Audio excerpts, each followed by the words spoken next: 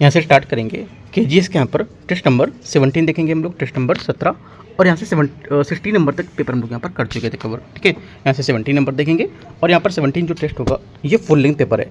Full length paper पहला paper है, ऐसा बोल सकते हो। 17/1 ऐसा कर सकते हो। 17 आपका ओवरऑल टेस्ट है और 1 नंबर यहाँ पर फुल लेंथ पेपर होगा। ठीक है, इससे पहले हम लोग यहाँ पर फुल लेंथ पेपर देख चुके हैं, जैसे कि आपका जो BCW का था। ठीक है, और यहाँ से आपका ज्ञान बिंदु का करीब 2 पेपर देख चुके हैं, राइट, और PW का भी करीब 3 पेपर देख चुके हैं। तो इनके आप लोग इतने पेपर कर चुके हैं कवर। बाकी यहाँ से और भी पेपर अभी कवर करेंगे। आते हैं, स्टार्ट करते हैं क्वेश्चन। 1 नंबर क्वेश्चन देखते हैं।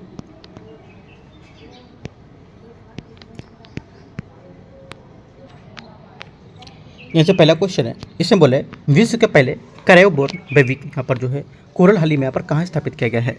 आंसर हो जाएगा पहले का डी। यहाँ से इसका सही आंसर होगा ग्रेट बैरियर रीफ, इसका सही आंसर होगा, क्योंकि वर्ष 2025 में घोषित इस ऐतिहासिक उपलब्धि के अंतर्गत विश्व के पहले यहाँ पर क्रायोबोर्न बेबी कोरल्स को ऑस्ट्रेलिया की ग्रेट बैरियर रीफ में स्थापित किया गया था। ठीक है, और यहाँ से टारोंगा कंजर्वेशन सोसाइटी ऑस्ट्रेलिया के जो प्रजनन जीव विज्ञानी थे, उन्होंने Australian institute of marine science के साथ मिलकर जीवित मूंगा कोशिकाओं की दुनिया के सबसे बड़े फ्रोजन डिपोजिटरी टारोंगा बायोडायवर्सिटी बैंक के लिए यहाँ पर इसे शुक्राणु का उपयोग करके ताज़ा मूंगा को यहाँ पर निश्चित किया था। आंसर क्या होगा, डी यहाँ से करेक्ट होगा। क्वेश्चन नंबर 2 यहाँ से ग्लोबल साइबर सिक्योरिटी आउटलुक निम्नलिखित में से किस संगठन द्वारा जारी किया जाता है। आंसर क्या होगा, ये जारी किया जाता है किसके द्वारा, बताओ। देखो करेक्ट आंसर होगा यहाँ से, ये जारी किया था विश्व आर्थिक मंच, वर्ल्ड इकोनॉमिक जो फोरम है उसके द्वारा किया जाता है। ठीक है, और ये एक वार्षिक प्रकाशन होगा, वार्षिक प्रकाशन, क्योंकि यहाँ पर हर साल इसको जारी किया जाता है, राइट। और हर साल यहाँ पर जनवरी के में वार्षिक जो दावोस की बैठक होती है उससे पहले यहाँ पर जारी कर देते हैं इसे। ठीक है, और इससे पहले यहाँ पर हालिया संस्करण में ग्लोबल साइबर सिक्योरिटी आउटलुक 2026 ये AI के बढ़ते प्रभाव और भू जो यहाँ पर राजनीतिक विखंडन उसकी बढ़ती साइबर जो असमानता पर केंद्रित करता है। क्वेश्चन नंबर 3 है, क्वेश्चन नंबर 3 है, 3 नंबर में बोला है कि यहाँ पर जो नोरो वायरस है, ठीक है, उसके बारे में क्वेश्चन है। जो आप यहाँ करीब यहाँ पर कई देशों के मामले में बढ़ोतरी यहाँ पर कारण खबरों में फैला था और भोजन से कई यहाँ पर बैक्टीरियल संक्रमण को अलग अलग बताता है। क्यों, यहाँ से क्यों अलग है, क्योंकि यहाँ पर ये होगा ये एक व्यक्ति से दूसरे व्यक्ति के संपर्क में आने से तेजी से फैल सकता है। इस वजह से क्या है, ये काफ़ी ज़्यादा न्यूज़ में था और यहाँ पर भोजन से होने वाले कई बैक्टीरियल संक्रमणों से अलग है ये। ठीक है, आंसर क्या होगा, इसका तीसरे का बी करेक्ट आंसर होगा। संक्रमण उत्पन्न करने के लिए मात्र 18 जो वायरल कणों का शरीर के भीतर ही काफ़ी जाना होता है। ठीक है, और इसका संचयन जो होता है ये मलमूत्र यहाँ पर जो मुख्य द्वार होते हैं उसमें यहाँ पर दूसरी सतह के आने संपर्क में आने से यहाँ पर उससे संपर्क फैलता है और यहाँ पर उल्टी से हवा के जो बारीक कण हैं उससे यहाँ पर फैल सकता है। ठीक है, और यहाँ पर जो यही कारण है कि नोरो वायरस का प्रयोग क्रूज जहाज, अस्पताल, स्कूल जैसे यहाँ पर जो केयर होम्स हैं, ठीक है, वो जैसी बंद जगहों में तेज़ी से फैल सकता है, जिन पर अधिकांश जीवाणु जनित यहाँ पर जनित संक्रमण नहीं फैल सके। आंसर क्या होगा, तीसरे का बी करेक्ट होगा। क्वेश्चन नंबर 4, हाल ही में चर्चा में था इंटरनेशनल ऑर्गेनाइजेशन फॉर मीडिएशन के बारे में विचार करने।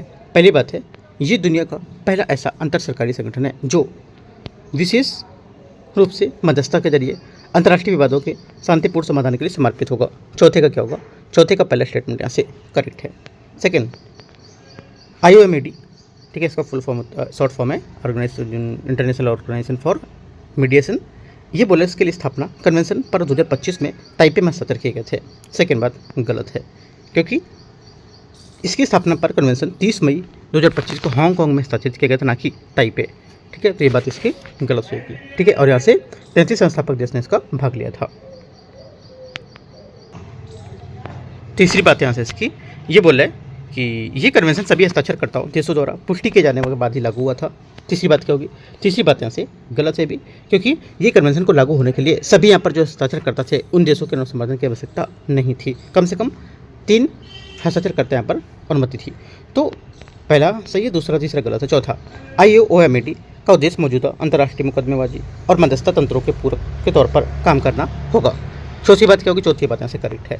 1 और 4 करेक्ट है, आंसर यहाँ से सी। क्वेश्चन नंबर 5, क्वेश्चन 5 यहाँ से इससे बोला में से किस विटामिन की कमी से स्कर्वी रोग होता है। सबको पता है विटामिन सी की कमी से। ठीक है, आगे क्वेश्चन आते हैं क्वेश्चन नंबर 6। यहाँ पर देखो सूची शब्द यहाँ पर मिलान करने को दे रखा है। यहाँ पर दे रखा है शब्द और यहाँ पर इसके कुछ विवरण दे रखे हैं, जैसे कि मुनेरा। मुनेरा क्या होगा? मुनेरा आपको हो जाएगा यहाँ से छठे में, ये प्रोकैरियोटिक जीव है। प्रोटिस्टा, प्रोटिस्टा आपको हो जाएगा यहाँ से, ये एक कोशिकी यूकेरियोट से होगा, ठीक है। और द्विपद नामकरण जो होगा ये हो जाएगा आपका 2 भागों वाला वैज्ञानिक नाम। चौथी बात आपको जो बचा रॉबर्ट विटलेयर या रॉबर्ट विटकेयर, ये डी का 4 हो जाएगा। करेक्ट आंसर यहाँ से छठे का क्या होगा? देखो छठे का जो आंसर हो जाएगा आपका बी करेक्ट है। क्वेश्चन नंबर 7 है, अभिकथन है कारणार। ऑक्सीजन पौधे के प्रवाहों में कोशिकाओं की लंबाई बढ़ाने में क्या करता है? मदद करता है। पहली बात, 7वें का पहला जो स्टेटमेंट होगा यहाँ से ये क्या है? करेक्ट है। सेकेंड, कारण बोला है एब्सिसिक एसिड पौधों में वृद्धि को बढ़ावा देने के लिए एक हार्मोन होगा। सेकेंड बात यहाँ से गलत, क्योंकि एब्सिसिक जो एसिड होता है ये विकास को बढ़ावा देने वाला हार्मोन नहीं है, बल्कि इसके ठीक उल्टा काम करता है, ये विकास को रोकने में काम करता है, ठीक है। तो ये बात गलत हो जाएगा। ओनली 1 करेक्ट है, 7वें का आंसर सी। क्वेश्चन 8 आते हैं। क्वेश्चन 8 है, मनुष्य के पौधे के जीवन प्रक्रियाओं के बारे में विचार करना है। नेफ्रॉन किडनी की मौलिक फिल्ट्रेशन यूनिट होती है। 8वें का पहला स्टेटमेंट करेक्ट है। सुरक्षा कोशिकाएं रंध्रों के खुलने और बंद होने का नियंत्रित करती हैं। सेकेंड बात क्या होगी? सेकेंड बात है स्टेटमेंट, ये भी करेक्ट हो जाएगा इसका, ठीक है। तीसरा, वसा को पचाने के लिए अग्नाशय से बाइल रस निकलता है। तीसरी बात क्या होगी? तीसरी बात यहाँ से गलत है, क्योंकि पित्त जो होता है या बाइल, इसका स्राव अग्नाशय से नहीं होता है, बल्कि यहाँ पर पित्तरस का स्राव लीवर या शरीर की सबसे बड़ी ग्रंथियों से होता है, और ये कुछ समय के लिए पित्ताशय में जमा रहता है, जहाँ पित्त वसा में पाचन के लिए जरूरी होता है। आंसर क्या होगा? 1 2 करेक्ट है, तीसरा गलत होगा। Question number 9। क्वेश्चन नंबर 9 यहाँ से, क्वेश्चन नंबर 9 यहाँ से शब्दों के यहाँ पर अर्थ उसको शामिल करना है। जीनोटाइप, फिनोटाइप, समजातांग और अंग समरूपांग। तो देखते हैं इसमें पहला क्या होगा। देखो पहले यहाँ से जो बोला है, ये जीव किसी जीव की आनुवंशिक संरचना को बताता है, जीनोटाइप। सेकेंड बात है फिनोटाइप, किसी जीव की इकाई को देखने वाली जो देने वाली विशेषताएं बताता है। और समजातांग जो होता है कार्य समान, लेकिन मूल संरचना इसकी अलग अलग होती है। ये बात गलत है, क्योंकि समजातांगों की मूल शरीर संरचना भ्रूण उत्पत्ति एक जैसी होती है, समान होती है, ठीक है। तीसरी बात गलत हो जाएगी। चौथी, समरूप अंग संरचना समान लेकिन कार्य अलग होता है। ये बात गलत है, क्योंकि समरूप अंगों की मूल संरचना जो होती है और उत्पत्ति अलग अलग होती है, लेकिन वे समान कार्य करते हैं। ये विषादी विकास कंजर्वेट इवोल्यूशन को दर्शाते हैं। चौथी बात भी गलत है, तीसरी बात भी गलत है। 1 2 करेक्ट है। आंसर 9 का 1 और 2 से हो जाएगा बी। Question number 10। 10 से मानव शरीर के जोड़ों के संबंध में विचार करना है। हिज जॉइंट केवल एक ही तल के गति करने में सुविधा रहता है। पहला, 10वें का पहला स्टेटमेंट यहाँ से करेक्ट होगा। सेकेंड, बालो सॉकेट जॉइंट खोपड़ी की हड्डियों के बीच होता है। सेकेंड क्या होगा? सेकेंड बात यहाँ से गलत है, क्योंकि यहाँ पर जो सेकेंड बात बोल रहा है, ये इंसानी खोपड़ी की जो चपटी हड्डी होती है, क्रेनियल हड्डियों के बीच जोड़ होता है, फिक्स होता है, और जिन्हें खास तौर पर क्या कहता है? खास तौर पर जिन्हें फाइब्रस जोड़ या सूचर कहा जाता है, ठीक है। तो ये बात यहाँ से क्या हो जाएगी? गलत हो जाएगी। आंसर क्या होगा? आंसर हो जाएगा आपका 1 सिर्फ करेक्ट है। जो ग्लाइडिंग या प्लेनर या जॉइंट जिसको बोलते हैं, ये चपटी लगभग जो हड्डी होती है उसको एक दूसरे के ऊपर फिसलने में सरकने में मदद करती है। ये कलाई की कर्पल हड्डियों की टखने और टार्सल हड्डियों के बीच पा जाती है, ठीक है। तो याद रखना है क्या होगा? सेकंड गलत होगा, 1 करेक्ट है सिर्फ। क्वेश्चन नंबर 11 है। 11 नंबर क्वेश्चन है, इसमें बोले इंसानों में किस तरह के दांत खास तौर पर भोजन को फाड़ने और यहाँ पर छेदने के लिए बनते हैं? आंसर क्या होगा? 11 का डी करेक्ट है। रत्ना किसको बोलते हैं, ठीक है। Question number 12। अभिकथन है कारणार। उभयचर और सरीसृप पाइकिलोथर्मिक ठंडे खून वाले जानवर होते हैं। पहला, 12वें का पहला करेक्ट है, ठीक है। सेकेंड, आर नंबर, पाइकिलोथर्मिक जानवर अपने शरीर का आंतरिक तापमान स्थिर बना रखते हैं। सेकेंड बात क्या होगी? ये गलत है, क्योंकि पाइकिलोथर्मिक है, ये जानवरों के शरीर के अंदरूनी तापमान एक जैसा नहीं रहता है। इनके बजाय इसके शरीर का तापमान उनके आसपास के माहौल के तापमान बदलने से होता है। चूँकि वे शरीर के अंदर पर्याप्त गर्मी पैदा नहीं कर पाते, इसलिए वे अपने तापमान को नियंत्रित करने के लिए व्यवहार से जुड़े तरीकों पर निर्भर होते हैं। आंसर क्या होगा? ओनली 1 करेक्ट है। ये यहाँ से आंसर होगा सी नंबर स्टेटमेंट, ठीक है। क्वेश्चन 13। गुरुत्वाकर्षण के संबंध में विचार करना है। ध्रुवों की तुलना में भूमध्य रेखा पर जी का मान अधिक होता है। 13 का पहला स्टेटमेंट क्या होगा? 13 का पहला गलत है, क्योंकि पृथ्वी पूरी तरह से गोल है। है ना, गोल यहाँ पर नहीं है, कैसी है, परफेक्ट स्फीयर है, ठीक है। और ये ऑब्लिट स्फेरॉइड यानी भूमध्य रेखा पर उभरी हुई है और ध्रुवों पर चपटी है, क्योंकि यहाँ पर भूमध्य रेखा की त्रिज्या क्या ध्रुवों से ज़्यादा है, इस वजह से गुरुत्वाकर्षण के कारण जी से दूरी में व्युत्क्रमानुपाती होती है इसके। तो पहली बात गलत है। सेकेंड, पृथ्वी ध्रुवों के किसी भी वस्तु का भार अधिकतम होता है, सेकेंड बात करेक्ट है।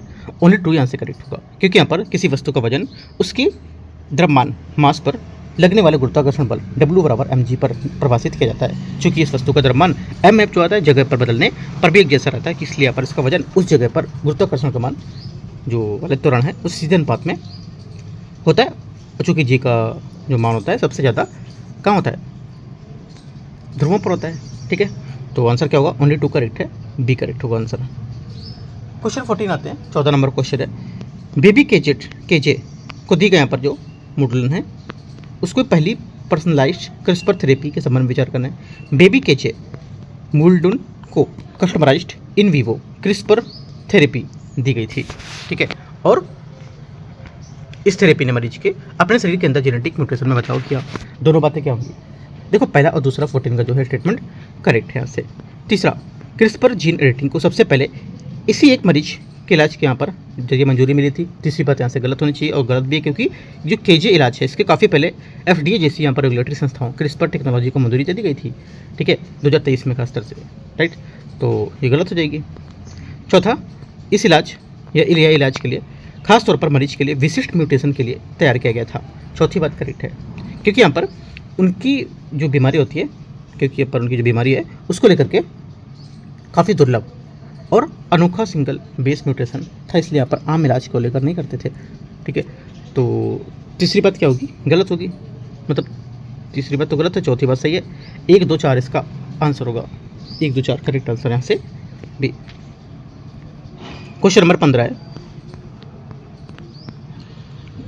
DRDO का लंबे समय तक चलने वाला स्क्रैमजेट कॉम्बस्टर टेस्ट किस श्रेणी हथियार से संबंधित होगा, आंसर क्या होगा, 15वें का करेक्ट आंसर हो जाएगा यहाँ से, ये क्या होगा 15वें का सही आंसर हो जाएगा आपका ए नंबर करेक्ट है। हाइपरसोनिक क्रूज मिसाइल इसका सही आंसर होगा, ठीक है, क्योंकि देखो DRDO का लंबे समय तक चलने वाला स्क्रैमजेट कॉम्बैट जो टेस्ट है एक अहम तकनीकी है और जो सीधे तौर पर हाइपरसोनिक मिसाइलों को विकास से जुड़ा हुआ है, ठीक है। भारत हाइपरसोनिक टेक्नोलॉजी में क्या है, डेमोस्ट्रेटर व्हीकल प्रोग्राम के तहत इस क्षमता को तेजी से विकसित कर रहा है, और कम्बस्टर को लंबे समय तक परीक्षण करना एक काफ़ी तकनीकी चुनौती है। आगे आते क्वेश्चन नंबर 16, 60 नंबर है, बाइनरी फिशन द्विखंडन जो है उसके अलैंगिक प्रजनन का एक तरीका है जो इसमें किस जीव को देखा जाता है, आंसर 16 का क्या होगा, 16 का आंसर जो आंसर हो जाएगा करेक्ट ये होगा डी करेक्ट है, अमीबा इसका सही आंसर होगा। अमीबा यहाँ पर जो बाइनरी फिशन होती है द्विखंडन जिसको बोलते हैं उसके द्वारा प्रजनन करता है, जिसमें जनक कोशिका 2 बार संतति कोशिकाओं को विभाजित कर देती हैं, ठीक है। और हाइड्रा और यीस्ट बडिंग जो होती हैं मकुलन द्वारा प्रजनन करती हैं, जिसमें क्या होता है एक छोटा उभार बनता है और अलग अलग नए तरह से जीव बन जाते हैं। क्वेश्चन नंबर 17 नंबर है, यहाँ पर बोला कि शब्दों के यहाँ पर जो निम्नलिखित उसको बताने कौन कौन से यहाँ पर इसके सही सम्मिलित कर रहे हैं। प्रभावी लक्षण क्या इनके, अप्रभावी लक्षण क्या होंगे, समझात अंक क्या होंगे और समरूप अंक क्या होंगे। ये दो तो हम ऊपर देख चुके थे, समझात और समरूप, इन दोनों को भी देख लेते हैं और फिर से दोबारा कर लेते हैं पूरे क्वेश्चन को। पहला बोला है प्रभावी लक्षण क्या होते हैं, देखो प्रभावी लक्षण होते हैं जो ऐसे वंशानुगत गुण जो संतान में तब दिखाई देते हैं जब माता पिता से किसी एक उस गुण के लिए केवल एक एलील ही मिलता है। उदाहरण के लिए मटर का पौधे में लंबाई है ना, उसके लिए एलील प्रभाव होता है, इसलिए यहाँ पर दोनों जीनोटाइप वाले पौधों की लंबाई अधिक होगी, पहला सही है। सेकेंड, अप्रभावी लक्षण क्या होते हैं, देखो अप्रभावी लक्षण होते हैं जो लक्षण वह गुण जो तभी दिखाई देता है जब किसी जीव में उस गुण के लिए 2 रिसेसिव अपील हों, जिससे क्या होता है डोमिनेंट एलील का होना जरूरी होता है। तीसरी बात है समझात अंक क्या होते हैं, समान कार्य लेकिन मूल संरचना अलग होती है, मूल संरचना इनकी समान होती है अलग नहीं होती है, ये गलत हो जाएगा। समरूप अंग संरचना समान लेकिन कार्य भिन्न भिन्न, चौथी बात क्या होगी, चौथी बात यहाँ से ये भी गलत है। समरूप अंगों की मूल शारीरिक संरचना उत्पत्ति अलग अलग होती है लेकिन वे एक जैसे काम करते हैं, ठीक है, ये बात गलत है, कार्य एक जैसे होते हैं, दोनों बातें गलत है नीचे की, आंसर 1 2 करेक्ट है 2। क्वेश्चन 18, किस वैज्ञानिक ने तत्वों को तीन के समूह में व्यवस्थित किया और जिन्हें यहाँ पर ट्रैड्स कहा जाता है, आंसर क्या होगा 18 का, 18 का आंसर हो जाएगा जोहान डू बी राइनर इसका सही आंसर होगा। जोहान डू बी राइनर इसका 18वें का करेक्ट आंसर होगा। ठीक है 18। क्वेश्चन 19 19 नंबर है। 19 नंबर अभी कथन है और कारण आकर। क्वांटम सूचना स्क्रैम्बलिंग जो है सूचना को नष्ट नहीं करती बल्कि उसे एक उलझी हुई एंटेग्ल्ड क्वांटम प्रणाली में फैला देती है। पहली बात क्या होगी? करेक्ट है। सेकंड, प्रारंभ में एक क्यूबिट में स्टोर की गई जानकारी कई क्यूबिट में बढ़ सकती है, जिसमें यहाँ पर लोकल मेजरमेंट्स के जरिए उसे एक्सेस करना मुश्किल नहीं होता है। सेकंड बात क्या होगी? सेकंड बात भी करेक्ट है। दोनों बातें सही है और आंसर क्या होगा? ए करेक्ट हो जाएगा आंसर इसका। क्वेश्चन नंबर 20, संघाई सहयोग संगठन जो होता है एससीओ शिखर सम्मेलन 2025 पे इसकी अपनाई गई पहल कौन सी है? कौन सी यहाँ पर पहल अपनाई गई थी? आंसर हो जाएगा 20 का करेक्ट आंसर बी 2025 तक एससीओ विकास रणनीति इसका आंसर होगा। ठीक है, ये रणनीति सुरक्षा, आर्थिक विकास, कनेक्टिविटी और क्षेत्रीय स्थिरता जैसे क्षेत्रों में सहयोग के लिए संगठन के दीर्घकालिक दृष्टिकोण को रेखांकित करती है। आंसर 20 का भी। क्वेश्चन 21 है, हाल ही में खबरों में रही भारत की द्विवार्षिक अद्यतन रिपोर्ट जो BOR है किसे सौंपी जाती है? आंसर क्या होगा? 21 का करेक्ट आंसर है। ये सौंपी जाती है जलवायु परिवर्तन पर संयुक्त राष्ट्र फ्रेमवर्क कन्वेंशन UNFCCC के। ठीक है, D21 का करेक्ट आंसर होगा। 22 नंबर है, गिफ्ट IIFC में विदेशी मुद्रा निपटान प्रणाली के संबंध में विचार करना कौन सा सही होगा? पहली बात है, ये IFSC बैंकिंग यूनिट्स के बीच विदेशी मुद्रा लेन देन को स्थानीय स्तर पर निपटान में सक्षम बनाता है। 22वें का पहला स्टेटमेंट यहाँ से क्या होगा? करेक्ट है। सेकेंड, इसे international financial services centres authority से मंजूरी क्या हुआ है? मिली हुई है। सेकेंड बात क्या होगी? सेकेंड बात भी करेक्ट है। तीसरा, शुरुआत में यहाँ पर ये केवल यूरो में ही निपटान की सुविधा देता था। तीसरी बात क्या है? गलत है, क्योंकि यहाँ पर ये केवल यूरो में निपटान तक सीमित नहीं है बल्कि इससे परिचालन और नियामक जो व्यवस्था है उसके अधीन कई प्रमुख विदेशी मुद्राओं में निपटान को डिजाइन किया गया है। चौथी बात है, इसका मकसद कॉरेस्पॉन्डेंट बैंक जो होती है उसमें रूट की निर्भरता को कम करना। चौथी बात क्या होगी? चौथी बात करेक्ट है। Answer 1, 2, 4 B. 23 नंबर है 23, राजकोषीय उत्तरदायित्व और बजट प्रबंधन के बारे में विचार करना है 2003 के में।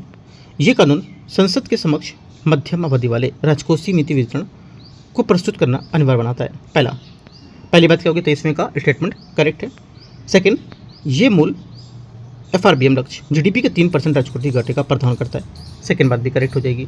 तीसरी बात है, 2018 के संशोधन ने राजस्व घाटे और जो प्रभावी राजस्व घाटा है उसके लक्ष्य को हटा दिया है। तीसरी बात क्या होगी? तीसरी बात यहाँ से करेक्ट है। अभी आंसर तीनों यहाँ से करेक्ट है। 1, 2, 3, 23 का आंसर डी। 24 आते हैं। 24 है, हाल ही खबरों में रहे होलोगापार गिब्बन वन्यजीव अभयारण्य के संबंध में विचार करना कौन सा गलत है? देखो इसके बारे में जो गलत है 24 में, पहला ये बोला है ये भारत का दूसरा संरक्षित क्षेत्र है जिसका नाम वानर प्रजाति के नाम पर रखा गया है। एकदम गलत है, क्योंकि होलोगापार गिब्बन वन्यजीव अभयारण्य में भारत में एकमात्र वन्यजीव अभयारण्य है।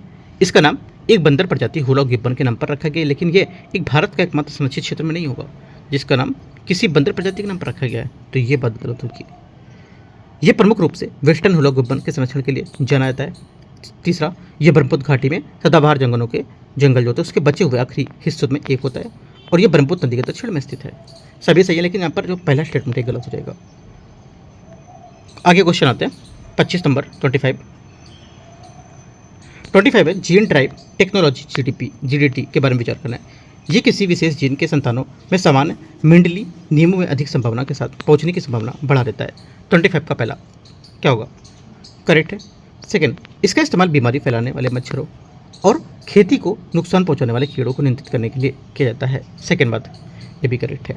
तीसरा, इसमें लक्षित जीव में बाह्य DNA डालना जरूरी होता है। तीसरी बात क्या होगी? तीसरी बात यहाँ से गलत है, क्योंकि जीन ड्राइव तकनीकी के लिए अनिवार्य रूप से लक्षित जीव जो होते हैं बाहरी DNA में डालना आवश्यक नहीं होता है इसमें। ठीक है, याद रखना है। और एक जीन ड्राइव में किसी प्रजाति के भीतर मौजूद जीनों को ही संशोधित या प्रसारित करके देखा जा सकता है और इस तकनीक का मुख्य उद्देश्य और बाहरी अनुवांशिक सामग्री शामिल करना नहीं बल्कि पक्षपातपूर्ण वंशागति होगी। 1, 2 करेक्ट है, तीसरी गलत होगी। क्वेश्चन नंबर 26 है। 26 बोला है बिहार में ग्राम कचहरी के संबंध में विचार करना है। पहली बात है, ग्राम कचहरी गांव के स्तर पर एक न्यायिक संस्था के रूप में काम करती है। करेक्ट है पहला। सेकंड, सरपंच ग्राम कचहरी का निर्वाचित प्रमुख होता है। सेकंड बात भी करेक्ट हो जाएगा। तीसरा, ग्राम कचहरी भारतीय दंड संहिता जो होती है उसके तहत सभी आपराधिक मामलों की सुनवाई कर सकती है। तीसरी बात गलत है, क्योंकि ग्राम कचहरी को सभी आपराधिक मामलों पर सुनवाई का अधिकार नहीं होता है। इसके अधिकार क्षेत्र में केवल कुछ मोटे अपराध और मामूली विवाद ही आते हैं, जिन्हें कानून के तहत विशेष रूप से अधिसूचित किया गया था, जैसे हत्या, डकैती, बलात्कार अपराध है ना, ये सबके। आंसर क्या होगा? 1 2 सिर्फ इसका करेक्ट होगा। ए नंबर। 27 नंबर है 27। पटना हाई कोर्ट के संबंध में विचार करना कौन सा सही होगा? 27 का पहला बोला अदालतों या अदालत ने एक मुख्य न्यायाधीश और 6 अन्य न्यायाधीश के साथ काम करना शुरू किया है। 27 का पहला स्टेटमेंट यहाँ से क्या होगा? करेक्ट है। सेकंड है सर एडवर्ड मोनार्ड डेस जेम्स चेमियर पटना उच्च न्यायालय के पहले मुख्य न्यायाधीश थे। सेकंड बात करेक्ट है। तीसरा 1936 में उड़ीसा प्रांत के गठन के तुरंत बाद पटना उच्च न्यायालय ने उड़ीसा पर अपना अधिकार क्षेत्र इस्तेमाल करना बंद कर दिया था। तीसरी बात गलत है, क्योंकि हालांकि 1 अप्रैल 1936 को उड़ीसा एक अलग प्रांत बन गया था, फिर भी अलग होने के बाद भी पटना हाईकोर्ट का अधिकार क्षेत्र उड़ीसा पर बना रहा था। ये बात गलत हो जाएगी। चौथी बात है पटना हाईकोर्ट की शुरुआती सर्किट बेंच के कटक में होती थी। ये बात करेक्ट है। आंसर 1 2 और 4 सही है ना? 1 2 4 बी। क्वेश्चन नंबर 28 2024-25 के लिए बिहार का अनुमानित प्रति व्यक्ति GLTP जो है उसकी मौजूदा कीमतों पर क्या है? आंसर क्या होगा? 28 का करेक्ट आंसर यहाँ से हो जाएगा सी 76,490 इसका सही आंसर होगा। 29 नंबर है बिहार के कुछ शिक्षण संस्थान है उसके हिसाब से मैच करना है। देखो पटना कॉलेज पटना 1917 में, पहला क्या होगा? पहली बात यहाँ से गलत है, ठीक है, क्योंकि यहाँ पर पटना कॉलेज की स्थापना 9 जनवरी 1863 में। बिहार कृषि विश्वविद्यालय पटना 2006। सेकेंड बात यहाँ से ये भी गलत है ना? सेकेंड भी क्या होगी? गलत हो जाएगी, क्योंकि बिहार कृषि विश्वविद्यालय जो है ये भागलपुर जिले के सबौर स्थित बिहार कृषि विश्वविद्यालय एक स्वायत्त कृषि विश्वविद्यालय जो कृषि परिसर और जुड़े विज्ञान शिक्षा केंद्रों में सहायता करता है, और इसकी ऐतिहासिक जड़ें 1908 से जुड़ी थी, 2006 नहीं, और पटना भी नहीं होगा इसका। अगला है जयप्रकाश विश्वविद्यालय छपरा 1990। ये बात इसकी करेक्ट है, ठीक है। आंसर क्या होगा? केवल 3 सही है तो सी। क्वेश्चन नंबर 30 निम्नलिखित पर विचार करना है। भारतीय राष्ट्रीय कांग्रेस का 37वां वार्षिक अधिवेशन 1922 में चित्तरंजन दास की अध्यक्षता में गया में किया गया था। पहला क्या होगा? 30 का पहला स्टेटमेंट करेक्ट है। सेकंड, प्रिंस ऑफ वेल्स के स्वागत में भाषण सचिदानंद सिन्हा ने दिया था। सेकंड बात क्या होगी? सेकंड बात यहाँ से ये भी करेक्ट है, दोनों बातें सही है। आंसर यहाँ से सी करेक्ट है, लेकिन सी नहीं करेक्ट होगा क्योंकि यहाँ पर दोनों सही है, तो इस वजह से यहाँ पर आंसर डी करेक्ट होगा। क्योंकि पूछे कौन सा गलत है, कौन सा गलत तो कोई गलत नहीं है, डी। पूछता कौन सा सही है तो यहाँ पर सी मारते हैं हम लोग। 31 1833 के चार्टर एक्ट के बारे में विचार करना है। इसके माध्यम से बंगाल के गवर्नर जनरल को भारत का गवर्नर जनरल बना दिया गया था। 31 का पहली बात क्या होगी? यहाँ से करेक्ट है। सेकंड, इसके माध्यम से भारत में सिविल सेवकों के चयन के लिए खुली प्रतियोगिता की शुरुआत की गई थी। सेकंड बात यहाँ से गलत होगी। क्यों? क्योंकि सिविल सेवाओं के लिए खुली प्रतिस्पर्धा का प्रावधान 1853 चार्टर अधिनियम द्वारा किया गया था, जिसने अनुबंधित सिविल सेवा के भारतीयों के लिए खोला गया था और कोर्ट ऑफ डायरेक्टर्स के संरक्षण को समाप्त कर दिया गया था। और 1833 के अधिनियम ने योग्यता के सिद्धांत को लागू करने का प्रयास किया था, लेकिन कोर्ट ऑफ डायरेक्टर्स ने इसे नकार दिया। आंसर क्या होगा? 1 करेक्ट है। क्वेश्चन नंबर 32 नंबर है सूची 1 और सूची 2 को मैच करना है। संविधान की सभापति समिति और इसके अध्यक्ष कौन है? 32 में पहला संघ शक्ति समिति क्या होगा? संघ शक्ति की समिति जो हो जाएगी आपके यहाँ से ये जवाहरलाल नेहरू, ठीक है, ये हो जाएगा। उसके बाद प्रारूप समिति, ड्राफ्टिंग कमेटी, B.R. अम्बेडकर। प्रांतीय संविधान समिति की अध्यक्षता सरदार वल्लभ भाई पटेल ने की थी। और प्रक्रिया नियमन समिति राजेंद्र प्रसाद। करेक्ट आंसर 32 का ए करेक्ट है। 33 नंबर क्वेश्चन, कथन ए और कारणार्थ प्रस्तावना को भारत के संविधान का एक हिस्सा मानाता है। 33 का पहला क्या होगा? 33 का पहला स्टेटमेंट यहाँ से ये करेक्ट होगा, राइट, क्योंकि केशवानंद भारतीवाद में सर्वोच्च न्यायालय ने माना था कि प्रस्तावना संविधान का एक हिस्सा है और मूल संरचना के अधीन रहते हुए अनुच्छेद 368 के तहत इसमें संशोधन किया जा सकता है। पहला करेक्ट है। सेकंड है आर नंबर, कारण बेरोजगारी यूनियन मामले में यह माना गया था कि प्रस्तावना संविधान का हिस्सा होगा। ये बात गलत है, क्योंकि बेरोजगारी मामला जो था 1960 का, उसमें सर्वोच्च न्यायालय ने यह माना था कि प्रस्तावना संविधान का हिस्सा नहीं है, बल्कि इसे केवल संविधान के निर्माताओं के विचारों की कुंजी बनाता है। बाद में केशवानंद भारती ने इसे विशिष्ट स्थिति से पलट दिया था। आंसर क्या होगा? सी करेक्ट है। क्वेश्चन नंबर 34 34 अनुच्छेद 3 के तहत यहाँ पर नए राज्यों के गठन के संबंध में विचार करना है। अनुच्छेद 3 के अंतर्गत किसी विधेयक के लिए राष्ट्रपति की पूर्व अनुशंसा आवश्यक होती है। 34 का पहला स्टेटमेंट क्या होगा? पहला स्टेटमेंट यहाँ से करेक्ट है। सेकंड, ऐसे विधेयक के लिए प्रभावित राज्यों के विधानमंडलों द्वारा अनुमोदन आवश्यक होता है। सेकंड बात यहाँ से गलत होगी। क्यों? क्योंकि यहाँ पर राज्य विधानमंडलों को द्वारा अनुसमर्थन की कोई आवश्यकता नहीं होती है और राज्य विधानमंडल द्वारा व्यक्त किए गए विचार संसद के लिए बाध्यकारी नहीं होते हैं जिसे संसद स्वीकार या अस्वीकार कर सके। तो सिर्फ पहला करेक्ट है। क्वेश्चन नंबर 35 संविधान के अनुच्छेद 20 के संबंध में विचार करना है। ये पूर्वव्यापी आपराधिक कानूनों के तहत दो स्थिति से सुरक्षा प्रदान करता है। 35 का पहला स्टेटमेंट यहाँ से क्या होगा? करेक्ट है। ठीक है, पहली बात सही हो जाएगी। सेकेंड बात यहाँ से राष्ट्रीय आपातकाल के दौरान भी इसकी सुरक्षा उपलब्ध रहती है। एकदम सही होगा, क्योंकि अनुच्छेद 20 और अनुच्छेद 21 को निलंबित नहीं किया सकता है, इस वजह से क्या होगा? इसकी उपलब्धता सुरक्षित रहती है। तीसरा, इसके तहत मिलने वाली सुरक्षाएं नागरिकों को उपलब्ध है लेकिन विदेशियों को नहीं होती है। ये बात गलत है, क्योंकि आर्टिकल जो 20 है ये सभी व्यक्ति पर लागू होता है, चाहे वह भारतीय हो या विदेशी हो। 1 2 करेक्ट आंसर है। 36 नंबर है, निम्न पुरापाषाण काल के औजारों के स्थलों के बारे में विचार करना है। इस प्रारंभिक चरण के लिए हाथ की कुल्हाड़ी और छुरी जैसे औजार मुख्य औजारों के रूप में काम करते थे। पहली बात यहाँ से करेक्ट होगा। ठीक है, हाथ से चलाई जाने वाली कुल्हाड़ियाँ द्विमुखी रूप में तराशी जाती थी और औजार के रूप में यहाँ पर प्रयोग करती थी और यह बादाम के आकार की और नाशपाती के आकार अंडाकार की होती थी। सेकेंड बात है, इस संस्कृति के पुरातात्विक स्थल विशेष रूप से प्रदीपी नदी घाटियों के किनारे स्थित है। सेकेंड बात यहाँ से गलत है, क्योंकि निम्न पुराकालीन स्थल केवल प्रदीपी नदी घाटी तक सीमित नहीं है, बल्कि यहाँ पर ये नर्मदा, गोदावरी, कृष्णा, तुंगभद्रा जैसी नदियों घाटियों के महत्वपूर्ण स्थल यहाँ पर खोजे गए थे। 1 से करेक्ट है आंसर 1। 37 कौन सा नवपाषाणकालीन स्थल शीतकालीन गड्ढों में बने आवासों के और बने जो इसके अपने कुत्ते के साथ दफनाए गए स्वामियों के साक्ष्य प्रदान करता है? आंसर क्या होगा? 37 का करेक्ट हो जाएगा। बुर्ज होम इसका सही आंसर है। बी नंबर 37 का। बुर्ज होम की सबसे विशिष्ट विशेषता इसकी गड्ढों में बनी बस्तियां होती हैं। ठीक है, आगे आते क्वेश्चन 38 नंबर क्वेश्चन है। इसमें बोले ताम्रपाषाण काल के दौरान क्षेत्रीय निर्वाह पद्धति के संबंध में विचार करना है। नर्मदा नदी पर स्थित नवदातोली उपमहाद्वीप अनाज की सबसे व्यापक विविधता पाई जाती है। 38 का पहला स्टेटमेंट यहाँ से करेक्ट है। सेकंड, पूर्वी भारत की ताम्रपाषाण कालीन यहाँ पर जो बस्तियाँ मुख्य रूप से जौ की खेती की जानी जाती थी और तांबे की मछली पकड़ने के लिए कांटों का उपयोग करते थे। सेकेंड बात क्या होगी? सेकेंड बात यहाँ से गलत होगी। ठीक है, क्योंकि पूर्वी भारत में ताम्रपाषाणकालीन संस्कृति विशेष रूप से वर्तमान पश्चिम बंगाल और बिहार क्षेत्रों में जीवन निर्वाह का एक ऐसा तरीका अपनाया था जो पश्चिम और मध्य भारत से भिन्न था। ठीक है, अब पूर्वी ताम्रपाषाणकालीन समुदाय ने अपने आहार में मछलियों को एक महत्वपूर्ण पूरक के रूप में शामिल किया था। सिर्फ 1 करेक्ट है, दूसरा गलत होगा। यह 39 नंबर क्वेश्चन है। ऋग्वैदिक काल की आर्थिक संरचना के बारे में विचार करना है।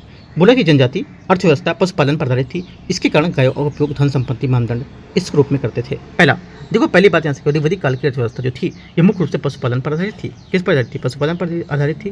हालांकि कृषि भी प्रचलित थी और धन, सामाजिक प्रतिष्ठा, मापन मुख्यतः पशुओं के स्वामित्व पर आधार पर किया जाता था, जिससे क्या होता है, उससे गाय उस काल में सबसे महत्वपूर्ण संपत्ति बन गई थी, है ना। पहली बात यहाँ से क्या हो जाएगी?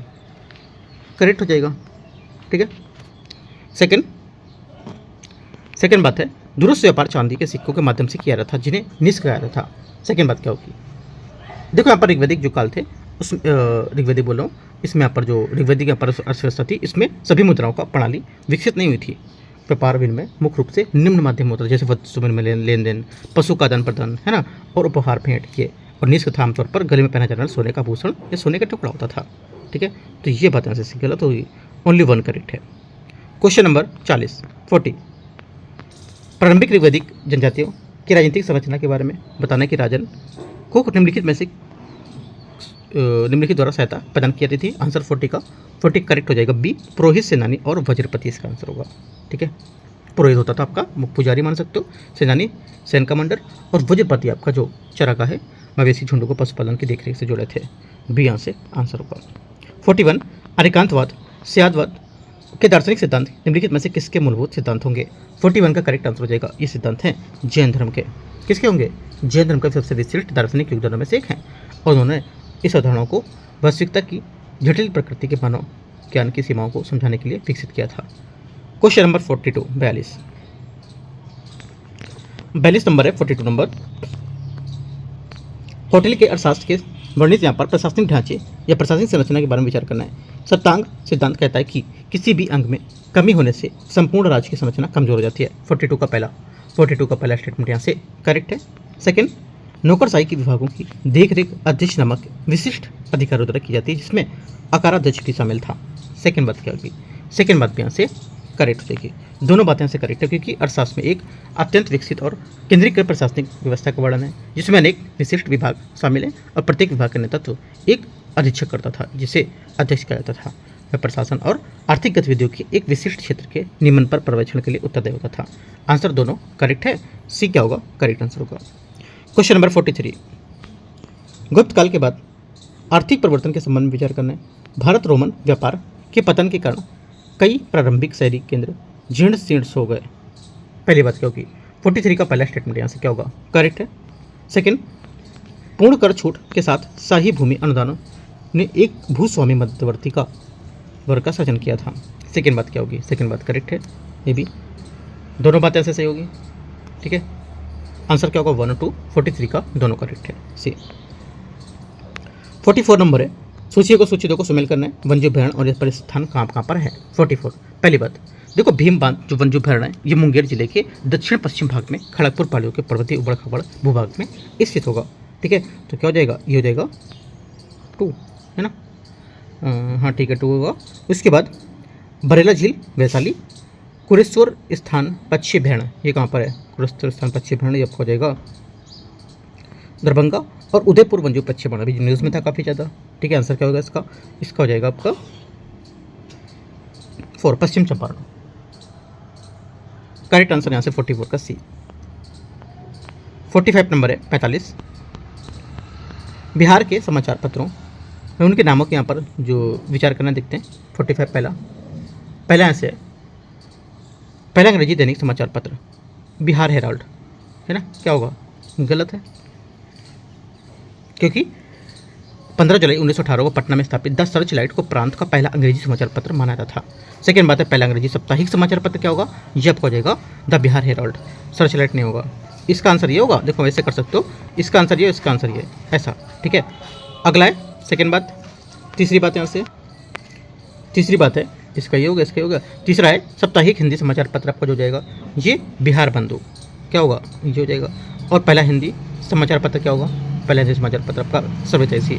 तो देखो सभी स्टेटमेंट यहाँ से क्या इसके गलत होंगे, इनमें से कोई सही नहीं है। कौन कौन सही हो रहे हैं? अपोजिट वाले, मैचिंग वाले सही हो रहे हैं, है ना? बाकी आमने सामने की कोई गलत नहीं, कोई सही नहीं है, तो ये सही आंसर होगा। क्वेश्चन नंबर 46, भौगोलिक संकेतक जीआई टैग के बारे में विचार करना है। कौन सा सही है? भौगोलिक संकेतक बौद्धिक संपदा अधिकार का एक रूप है। 46 का पहला स्टेटमेंट करेक्ट होगा। सेकंड, इस रजिस्ट्री का संचालन वाणिज्य और उद्योग मंत्रालय के संवर्धन के आंतरिक व्यापार विभाग DPIIT द्वारा किया जाता है। सेकंड बात करेक्ट होगा।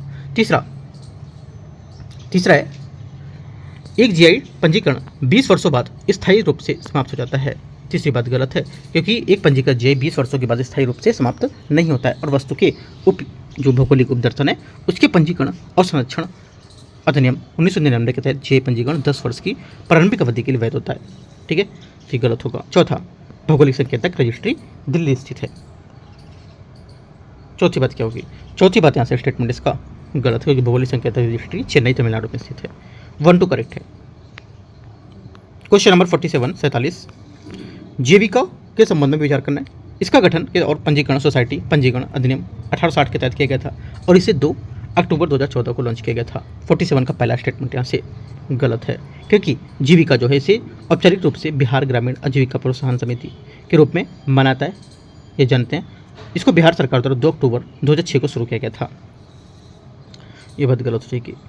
सेकेंड बात है, इसे विश्व बैंक के वित्तीय सहायता प्राप्त होती है। सेकेंड बात सही होगी। तीसरा, इसे शुरुआत में बिहार के 9 जिलों में और गाँव पे एक प्रोजेक्ट पायलट के रूप में लागू किया गया था, ये बात गलत है, क्योंकि जीविका की शुरुआत 5 जिलों में मुजफ्फरपुर, नालंदा, मधुबनी, पूर्णिया और गया, ये 5 गाँव में एक पायलट परियोजना के रूप में शुरू हुई थी। ठीक है, ये याद रखना है। 9 गाँव इसमें नहीं होगा। ओनली 2 करेक्ट है। आंसर क्या होगा? 47 का ये करेक्ट होगा। 48 नंबर 48, 48 है फल्गु नदी के संबंध में विचार करना है, कौन सा सही होगा। ये लीलाजन और मोहाना नदियों के बीच संगम से बनती है। 48 का पहला स्टेटमेंट यहाँ से करेक्ट है। इसकी पहचान बौद्ध साहित्य में उल्लेखित निरंजना नदी से की जाती है। सेकेंड बात भी करेक्ट है। तीसरा, सुजाता स्तूप फल्गु नदी के किनारे स्थित है। तीसरी बात भी करेक्ट है। चौथा, इसे अक्सर गुप्त गंगा कहा जाता है। चौथी बात यहाँ से भी करेक्ट है। चारों बातें सही है। आंसर 1, 2, 3, 4 डी यहाँ से करेक्ट आंसर होगा। क्वेश्चन 49 से 49, क्वांटम सूचना स्क्रैबलिंग के संबंध में विचार करना है। ये क्या है? एंटेंगलमेंट के माध्यम से किसी क्वांटम प्रणाली में सूचना के तीव्र प्रसार को दर्शाता है। पहला क्या होगा? 49 का पहला स्टेटमेंट यहाँ से करेक्ट है। सेकंड, यद्यपि सूचना नष्ट नहीं होती है, लेकिन जो स्थानीय माप हैं वो क्या होते हैं, वो उसके द्वारा पहुँचना कठिन हो जाता है। सेकंड सही होगा, क्योंकि यहाँ पर जो स्क्रैबलिंग है इसके दौरान सूचना नष्ट नहीं होती है और इसकी बजाय ये स्थानीय अवलोकनों या मापों के माध्यम से आगाम मिल जाती है और मूल सूचना पुनर्प्राप्त करने के लिए आमतौर पर क्वांटम तंत्र के एक बड़े हिस्से की पहुंचने की आवश्यकता होती है, जो क्वांटम जो से संबंध होते हैं उसकी स्थानीय प्रकृति को दर्शाता है। तीसरा है, यह पारंपरिक प्रणालियों की तुलना में एक सत्यापित क्वांटम लाभ को प्रदर्शित करता है। करेक्ट है। ये क्वांटम सूचना के स्थायी रूप से नष्ट होने जाने का संकेत देता है। चौथी बात यहाँ से गलत होगी, क्योंकि क्वांटम सूचना स्क्रैबलिंग का जो तात्पर्य क्वांटम सूचना का स्थायी हानि नहीं होता है। क्वांटम यांत्रिकी के सिद्धांत विशेष रूप से एकात्म विकास के अनुसार सूचना वैश्विक क्वांटम अवस्था के भीतर संरक्षित रहती है। आंसर क्या होगा? 1, 2, 3 करेक्ट है, चौथा गलत है। क्वेश्चन 50 है 50, किसी या फिर कौन सा अंतर्राष्ट्रीय मुद्रा कोष जो IMF में सदस्य के रूप में धारित रिजर्व ट्रेंच पोजीशन का सर्वोत्तम वर्णन करता है। ये बोल सकते हो कि धारित रिजर्व ट्रेंच पोजीशन की इनमें से कौन सी बात सही बता रहा है IMF के तौर पर, ठीक है, सदस्य के तौर पर। आंसर हो जाएगा 150 का, ओनली 50 का करेक्ट आंसर यहाँ से सी। किसी सदस्य देश को कोटे और IMF के पास उस सदस्य के देश की जो मुद्रा के निकासी योग्य भंडार के बीच अंतर को, सी क्या होगा? 50 का करेक्ट आंसर है। आगे आते क्वेश्चन, एक बात और थोड़ा सा बता लेते हैं। जो RTP होता है, RTP मतलब जो धारित रिजर्व पोजीशन होती है ट्रेंच, ये क्या होती है? ये IMF के पास किसी सदस्य देश की आरक्षित संपत्ति होती है और इसका उपयोग बिना किसी शर्त के किसी ऋण कार्यक्रम के लिए बातचीत करने की आवश्यकता के बिना किया जा सकता है। यह स्थिति तब उत्पन्न होती है जब IMF अन्य सदस्य देशों के बीच वित्तीय सहायता प्रदान करने के लिए किसी अन्य सदस्य देश के लिए मुद्रा का उपयोग करते हैं, ठीक है। आंसर क्या होगा? 50 का सी। क्वेश्चन नंबर 51 51, कथन है कारणार्थ, सर्दियों में उत्तरी बिहार में अक्सर कोहरा छाया रहता है। 51 का पहला करेक्ट है। सेकंड, आर नंबर है, सर्दियों के महीनों में गंगा के मैदानी इलाकों में अक्सर तापमान व्युत्क्रमण की स्थिति बनी रहती है। सेकंड बात क्या होगी? सेकंड बात भी यहाँ से क्या होगी? एकदम सही है, क्योंकि जो शीत ऋतु के दौरान गंगा के जो मैदान होता है उसमें आमतौर पर तापमान व्युत्क्रमण की स्थिति विकसित होती रहती है और जब रात में धरातल से तेजी से ठंडा हो जाता है तो इससे क्या होता है? हवा गर्म होकर परत नीचे बढ़ जाती है और फंसी रह जाती है। यह हवा ऊर्ध्वाधर मिश्रण को रोकती है और घने कोहरे का निर्माण को बढ़ावा दे देती है। जब हवा चलेगी नहीं तो क्या होगा? कोहरा बनेगा, ठीक है। तो आंसर क्या होगा? दोनों बातें सही है। आंसर सी या ए करेक्ट है, सी नहीं। क्वेश्चन 52 52 52 नंबर है, बिहार की दियारा भूमि के संबंध में विचार करना है। इसका निर्माण नदियों की निक्षेपण गतिविधि द्वारा होता है। पहला 52 का करेक्ट है। सेकंड, इनकी सीमाएं लंबी अवधि तक अपेक्षाकृत स्थिर रहती है, ठीक है। सेकंड क्या होगा?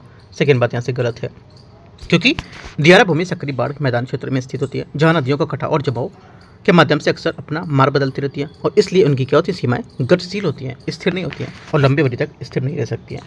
तीसरी बात है, इसमें अक्सर कुछ सबसे हाल ही में निक्षेपित जलोढ़ सामग्री होती है।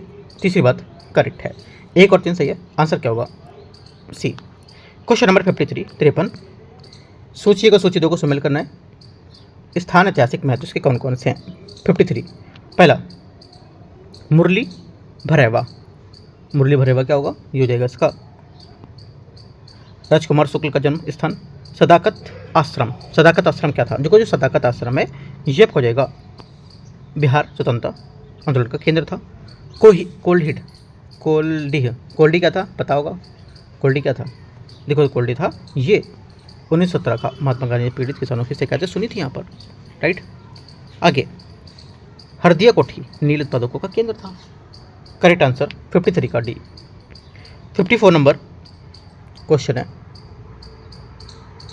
54 नंबर यहाँ से निम्नलिखित में से कौन सा बिहार सौर ऊर्जा पर बढ़ते जोर को अच्छी तरह से व्याख्या करता है। आंसर क्या होगा 54 का करेक्ट आंसर, ये आयातित बिजली और उच्च निर्भरता और सीमित जीवाश्म ईंधन को लेकर के यहाँ पर ये होगा।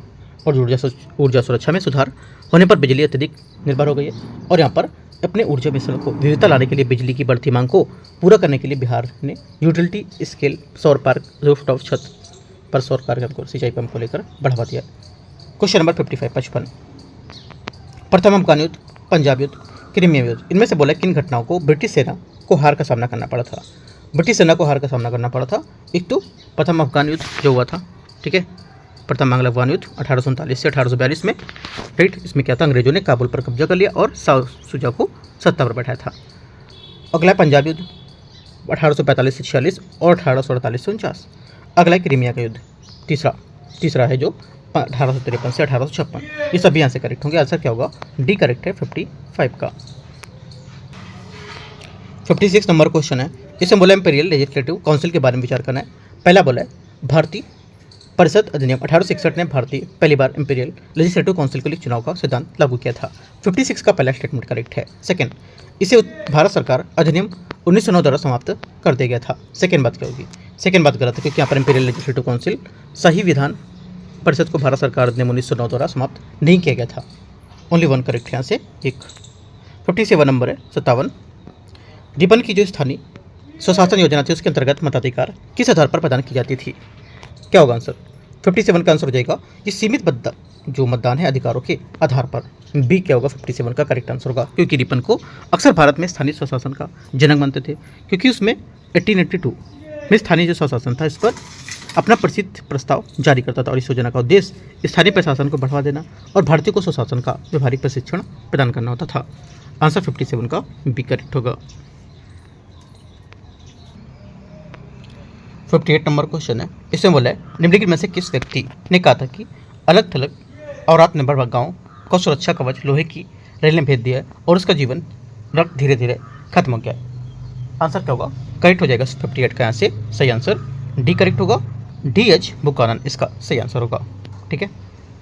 अमेरिकी लेखक डी.एच. बुकानन ने अपनी ऐतिहासिक पुस्तक द डेवलपमेंट ऑफ कैपिटलिज्म जो इंटरप्राइजेस थी उसने इन इंडिया में पुस्तक में यहाँ पर टिप्पणी की थी कि अलग थलग यहाँ पर आत्मनिर्भर गाँव का सुरक्षा कवच रेलवे लोहे की भेज दिया और इसका जीवन रक्त धीरे धीरे से खत्म हो गया। इनका कहना था कि कैसे रेलवे ने गांव की औपनिवेशिक जो अर्थव्यवस्था थी उसमें एकीकृत कर दिए थे और उनकी पारंपरिक निर्भरता संरचना को नष्ट कर दिया था। आगे आते क्वेश्चन नंबर 59 59 नंबर है, 18वीं और 19वीं शताब्दी में क्षेत्रीय विद्रोह के और उनके संबंधित जो नेताओं थे, प्रमुख नेताओं थे, उनके साथ सम्मिलित करना है। 59 आंसर क्या होगा, देखो पाइका विद्रोह 1817 बक्सी जगबिंधु, ठीक है। अहोम विद्रोह 1828 से 1830 गोमधर कोवर, ठीक है, ये हो जाएगा। कोल विद्रोह आपको हो जाएगा आंसर क्या, कोल विद्रोह आपको हो जाएगा 1831-32 में बुद्धो भगत। और पागलपंथी विद्रोह टीपू सुल्तान कब, ये उत्तरी बंगाल के एक अर्धधार्मिक किसान आंदोलन था। कौन सा, पागलपंथी विद्रोह। आंसर क्या होगा 59 59 का करेक्ट आंसर यहाँ से मैच करेंगे तो डी आएगा। क्वेश्चन नंबर 60 है, निम्नलिखित में से विचार करना है यूरोपीय पर व्यक्तित्व और भारतीयों पर क्या प्रभाव पड़ा था इसका। पहला सृष्टि का, देखो सृष्टि का जो पहला स्टेटमेंट हो जाएगा ये हो जाएगा ऐसे, एक तो रूसो लोकतांत्रिक विचार, ठीक है। मैजनी आपका गणतंत्री राष्ट्रवाद और राज्य की विचारधारा होगा, है ना, ये हो जाएगा। अगला हो जाएगा गैरिबॉल्डी राष्ट्रीय मुक्ति के लिए सशक्त यहाँ पर संघर्ष, तीनों बातें करेक्ट है। चौथा यहाँ पर जॉन स्टुअर्ट मिल, ये समाजवादी विचारधारा इसमें नहीं होगी। जॉन स्टुअर्ट मिल जो है ये उदारवाद थे, ठीक है, तो ये गलत है।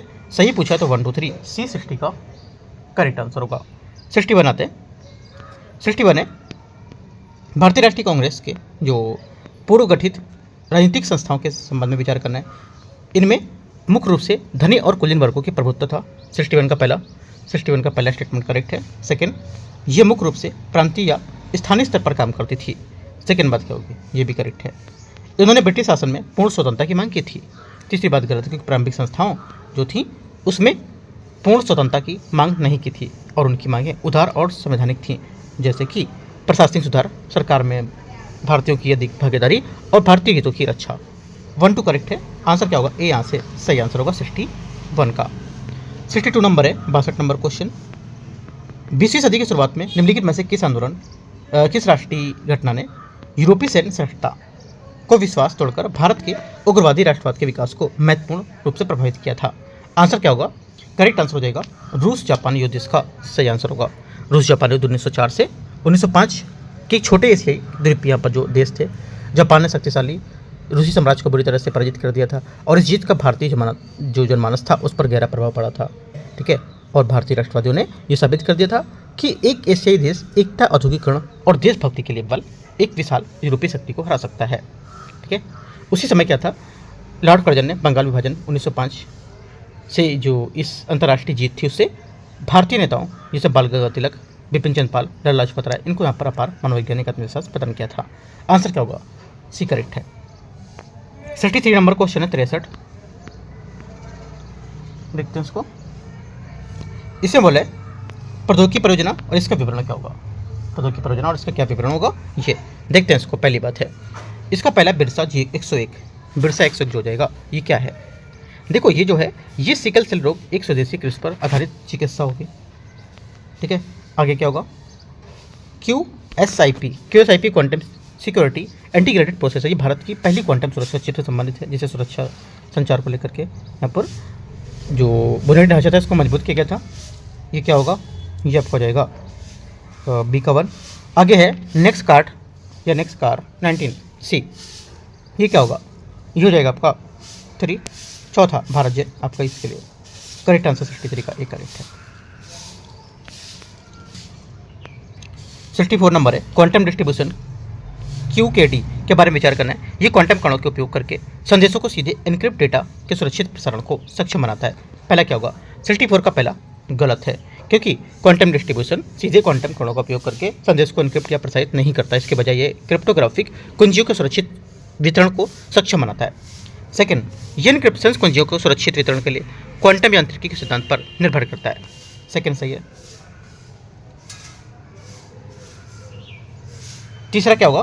तीसरा यहाँ से 500 किलोमीटर से अधिक यहाँ पर तक फैले भारत के पहले व्यापक QKD जो है उसके नेटवर्क आधारित प्रदर्शन national mission on interdisciplinary cyber physical system से जुड़ी एक परियोजना के तहत किया गया था। तीसरी बात यहाँ से करेक्ट होगा। 2 और 3 यहाँ से सही है। 64 का आंसर क्या होगा? सही पूछा है तो 2 और 3 बी यहाँ से करेक्ट आंसर होगा। 65 नंबर है भारतीय रिजर्व बैंक का आर्थिक यहाँ पर पूंजी ढांचा जो है उसके बारे में विचार करना है। देखते हैं कि यहाँ पर क्या होगा जो इसके निर्धारण के लिए कार्य प्रणाली प्रदान करता है। कौन निर्धारण के लिए कार्य प्रणाली प्रदान करेगा? ये RBI द्वारा जोखिम प्रावधानों के उपयुक्त स्तर पर लाभ वितरण को निर्धारित करना। B65 का आंसर होगा। ये केंद्रीय बैंक के जो सामने आने वाले विभिन्न वित्तीय जोखिम को आकलन करता है, जिससे क्या होता है बाजार जोखिम, ऋण और परिचालन जोखिम जो होता है वो शामिल होता है और संभावित नुकसान को झेलने के लिए आवश्यक आर्थिक पूंजी स्तर पर निर्धारित करता है। 65 का आंसर क्या होगा? 65 का आंसर बी यहाँ से करेक्ट है। ठीक है, 66 नंबर है निम्नलिखित में से कौन सी सरकार की संसदीय शासन प्रणाली की विशेषता है? आंसर क्या होगा? पहला करेक्ट है कार्यप्रणाली, जो कार्यपालिका उसकी अपनी नीतियों के लिए विधायिका के प्रति उत्तरदायी होना। सेकंड बात है सरकार के 3 अंग शक्तियों के पृथक्करण सिद्धांत पर काम करते हैं। सेकंड बात क्या होगी? सेकंड बात यहाँ से गलत है, क्योंकि कार्यपालिका, विधायिका और न्यायपालिका के भी शक्तियों का पृथक्करण राष्ट्रपति प्रणाली की प्रमुख विशेषता होती है, ना कि संसदीय प्रणाली की। सेकंड बात गलत होगी। तीसरा, मंत्रियों के विधानमंडल का सदस्य होना चाहिए। तीसरी बात क्या है? करेक्ट है। चौथा, राज्य का प्रमुख वास्तविक कार्यकारी अधिकार का प्रयोग करता है। चौथी बात यहाँ से क्या होगी? ये गलत है, क्योंकि केंद्र में राष्ट्रपति और राज्यों में राज्यपाल राज्य के प्रमुख केवल नाममात्र कार्यकारी होते हैं, जबकि वास्तविक कार्यकारी अधिकार प्रधानमंत्री या मुख्यमंत्री और मंत्रिपरिषद के पास होते हैं। ठीक है, आंसर क्या होगा? 1 और 3 है ना। 66 का 1 और 3 करेक्ट है। ये नंबर 67 नंबर है। 67 नंबर क्वेश्चन देखते हैं।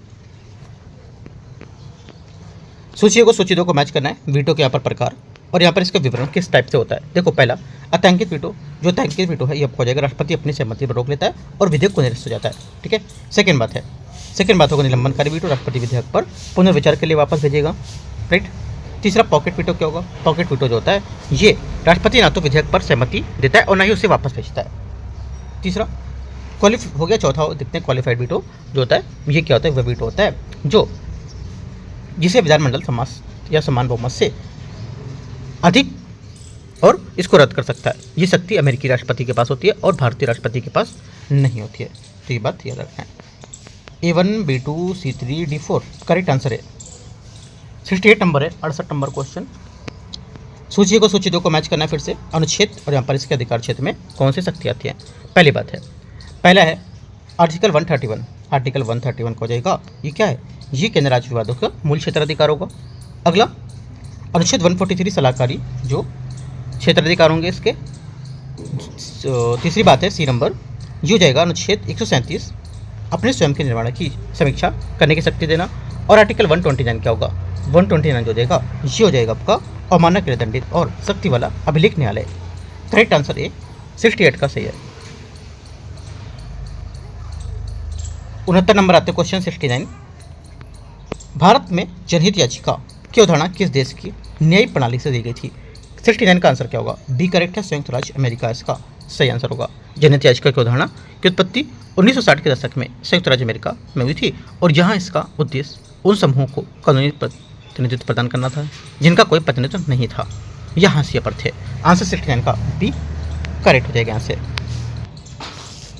क्वेश्चन नंबर 70 है, कथन है कारणार्थ। उच्च न्यायालय का रिट क्षेत्राधिकार सर्वोच्च न्यायालय की तुलना में व्यापक होता है। पहला 70 का पहला स्टेटमेंट यहाँ से क्या होगा, ये करेक्ट है। सेकंड, उच्च न्यायालय मौलिक अधिकारों के अन्य उद्देश्यों के लिए रिट जारी कर सकता है। सेकंड बात क्या होगी, सेकंड बात यहाँ से ये भी करेक्ट है, जारी कर सकता है बिल्कुल, क्योंकि जो उच्च न्यायालय है ये जारी करेगा रिट क्षेत्राधिकार सर्वोच्च न्यायालय की तुलना में व्यापक होगा। ठीक है, और ये बोल रहा है कि उच्च न्यायालय मौलिक अधिकारों के अन्य उद्देश्यों के लिए रिट जारी कर सकता है। दोनों बातें यहाँ से करेक्ट है। ठीक है, आंसर क्या है 32 के तहत करता जारी, ए करेक्ट होगा। 71 है, निम्नलिखित पर विचार करना है। बिहार ने 2030 में अपनी बिजली की 60% आवश्यकता को नवीकरणीय ऊर्जा स्रोतों को पूरा करने का लक्ष्य निर्धारित किया है। पहली बात गलत है, क्योंकि बिहार स्वच्छ ऊर्जा क्षेत्र में एक प्रमुख खिलाड़ी के रूप में लगातार उभरा हुआ है और उसने 2030 तक अपनी बिजली की 43.33 आवश्यकताओं को नवीकरणीय ऊर्जा स्रोतों से पूरा करने का लक्ष्य रखा है। पहली बात गलत है, 60% नहीं होगा, 43.3। आगे, बिहार नवीकरणीय ऊर्जा विकास अभिकरण जो है इसकी स्थापना 1997 में की गई थी। सेकंड बात यहाँ से गलत है, कब की गई थी, ये की गई थी 1987 में, 97 नहीं। दोनों बातें गलत है, आंसर डी। क्वेश्चन नंबर 72 72,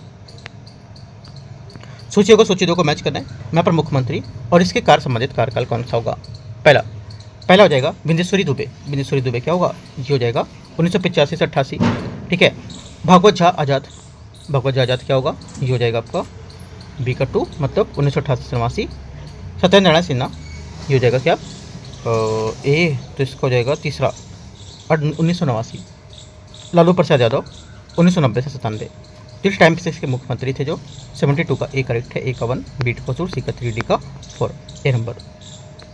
73 है, 73 बोले कथन ए और कारणार्थ। भारत में फिरदौसी सिलसिले का विकास में बिहार ने महत्वपूर्ण भूमिका निभाई थी। पहली बात क्या होगी, 73 का पहला स्टेटमेंट यहाँ से क्या होगा, ये करेक्ट है।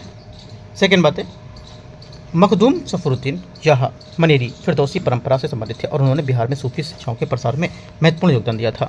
ये बात भी करेक्ट है। दोनों बातें 73 का करेक्ट है, ये यहाँ से सही आंसर है।